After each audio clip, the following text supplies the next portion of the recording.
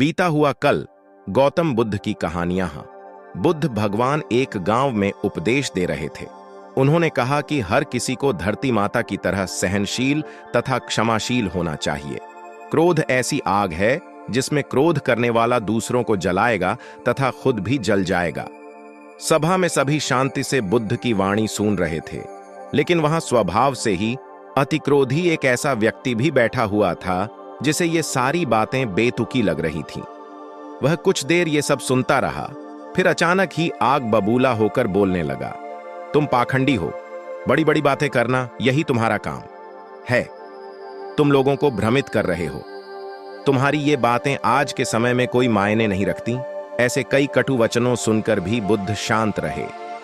अपनी बातों से ना तो वह दुखी हुए, ना ही कोई प्रतिक्रिया की। यह देखकर वह व्यक्ति और भी क्रोधित हो गया और उसने बुद्ध के मुंह पर थूक कर वहां से चला गया। अगले दिन जब उस व्यक्ति का क्रोध शांत हुआ तो उसे अपने बुरे व्यवहार के कारण पछतावे की आग में जलने लगा और वह उन्हें ढूंढते हुए उसी स्थान पर पहुंचा। पर बुद्ध कहाँ मिलते, वह तो अपने शिष्यों के साथ पास वाले एक अन्य गांव निकल चुके थे। व्यक्ति ने बुद्ध के बारे में लोगों से पूछा और ढूंढते ढूंढते जहां बुद्ध प्रवचन दे रहे थे वहां पहुंच गया। उन्हें देखते ही वह उनके चरणों में गिर पड़ा और बोला, मुझे क्षमा कीजिए प्रभु। बुद्ध ने पूछा, कौन हो भाई, तुम्हें क्या हुआ है, क्यों क्षमा मांग रहे हो?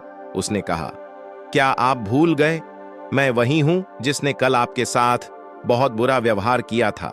मैं शर्मिंदा हूं, मैं मेरे दुष्ट आचरण की क्षमा याचना करने आया हूं।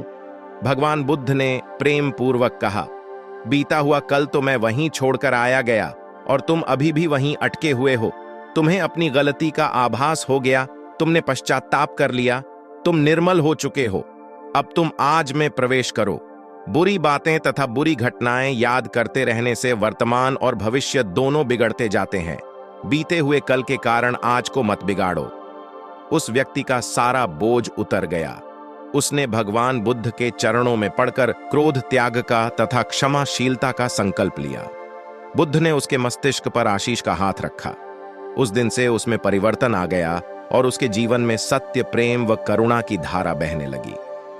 मित्रों, बहुत बार हम भूत में की गई किसी गलती के बारे में सोचकर बार बार दुखी होते और खुद को कोसते हैं। हमें ऐसा कभी नहीं करना चाहिए। गलती का बोध हो जाने पर हमें उसे कभी ना दोहराने का संकल्प लेना चाहिए और एक नई ऊर्जा के साथ वर्तमान को सुदृढ़ बनाना चाहिए।